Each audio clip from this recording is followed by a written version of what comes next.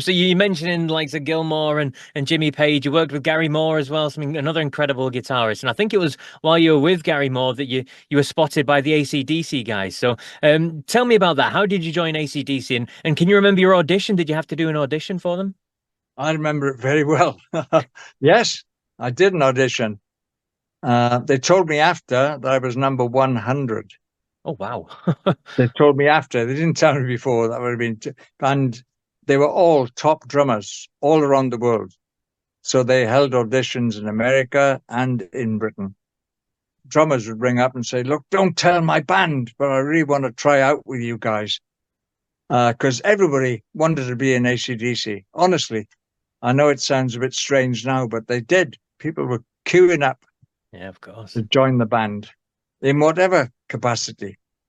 Um, and they were the big, and still are one of the biggest bands in the world. They certainly put on a show, a great show, which is what they're doing right now, actually. Yep. And I know the drummer they got now. I used to know him in California when I lived in California.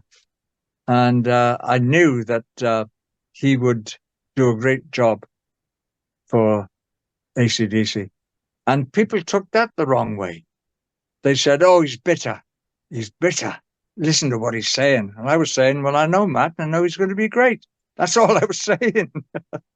And it's like, well, listen how bitter he is about that. And I wasn't bitter at all. I was very pleased for Matt, actually, because he was with Alanis Morissette originally. And, I know he's a good player. He's a studio player. And he'll do everything that Angus wants him to do. If he wants him to channel Phil Rudd, he will, the same as I did. Channel, I say, to the trolls, channel. In other words, try to play like Phil Rudd, and keep the kick drum as simple as you possibly can, which is what Phil does. Um, so, the first time around, I didn't have to channel so much, but the second time around, I did. Um, so, again, it's just getting on with people and doing the job, It is indeed. doing the job you're paid for.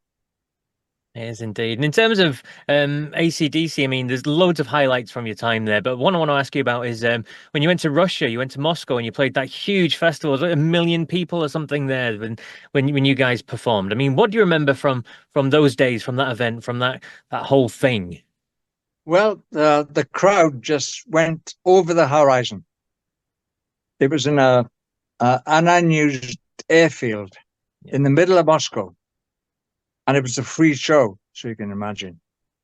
And there was over 1 million people there. CNN counted, or at least estimated, they had a hot air balloon above the field, and CNN estimated there to be over 1 million people. So, that was awesome to say the least. And they had the PA was staggered all the way along the crowd as it went deeper and deeper, further and further away, so that everybody got the same sound when it was happening and not a delay. And it was fantastic. Well, AC/DC is always fantastic. In fact, they never have a bad show. And it's always exciting. And Angus is always on top form, even when he feels awful. I've seen him do it with cold and everything. Always Um, delivers. Yeah. but he always stumps up. He's Okay. always the guy in the schoolboy suit, playing guitar, and it's great. And the band is great. And they've stuck to their guns. They always play their style right at the beginning. Some people might think, "Oh, we've got to do something different." I think a journalist said to Angus once, I was there.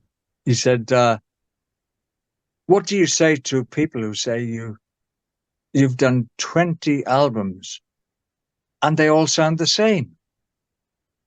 Angus said, that's terrible for you to say that. That is just awful. I mean, 20 albums, they all sound the same. He said, we've done 21 albums and they all sound the same. It's knowing what you do, doing it right, and the people love it. So why not? Yeah.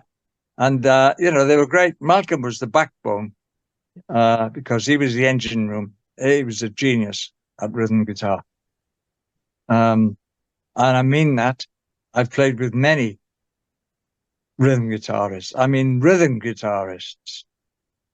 And he specialized in rhythm. He was a great player, actually soloing also, but he his rhythm was impeccable. I've never seen anything like it. His timing, he never missed a beat. He was always on time, exactly on time, like a drummer. And he made my job so easy because all you do is follow Malcolm. That sounds good to me. Thunderstruck, we've got to mention it. You've got it on your new record as well. It's a huge song. Again, one of the band's highlights to this very day, off the album The Razor's Edge that you did. It's a song that you guys obviously play as well with the timeline. So why is that a song that you hold so dear? I mean, what is it about that track itself? You've got to do Thunderstruck. It's iconic. It's such a great song and such a great arrangement. You can't change that. And people, I mean, punters, the crowd, the people who pay to come and see you they want Back in Black and they want Thunderstruck. Anything else is welcome, but you've got to do those two songs. And just to finish off, just one last question about your time with AC/DC. Brian left the band for a short period and was replaced by Axl Rose from Guns N' Roses, famously. And what happened there? Because on the outside, it seems a bit of a strange mix, perhaps, with Axl and AC/DC. So how was it within the band? It was great. He turned out to be a great guy, telling jokes, telling stories, all sorts of, and he took it very seriously. He used to warm up for 2 hours every night before the concert and warm down for 1 hour. And I know that because I was in the room next to him. So it's like, oh, Axl's off again. There you go. And I'd heard all the horror stories. Of course, haven't we all? But he turned out to be, I shook his hand and thought, this guy's all right. Strangely, why do I think that? And then he started singing. It was like, wow, this guy has a voice. I didn't know he had that voice. I'd only ever heard him sing Guns N' Roses. But that voice that he has, that instrument he has, is just phenomenal. Mm-hmm. Now, he's not Brian Johnson. He wasn't even trying to be Brian Johnson. Again, the trolls are going, he's not Brian. Nobody can be Brian. Brian is Brian, and he has his own voice, and it's unique, and that's the way it goes. Axl had a different approach, and that's all. I'm not saying one is better than the other, because music is not a competition. But journalists always try to put words in my mouth. I said in an interview once that I heard the band better with my in-ear monitors than I've ever heard any band before in my life. And they wrote down, then they made the headlines. Oh, Slade thinks that Axl is better than Brian. It sounds better with Axl, journalists, just to get headlines, And it's not what I said at all. I was talking about my in-ear monitors. So, always a bit wary of journalists, aren't I? So, you should be.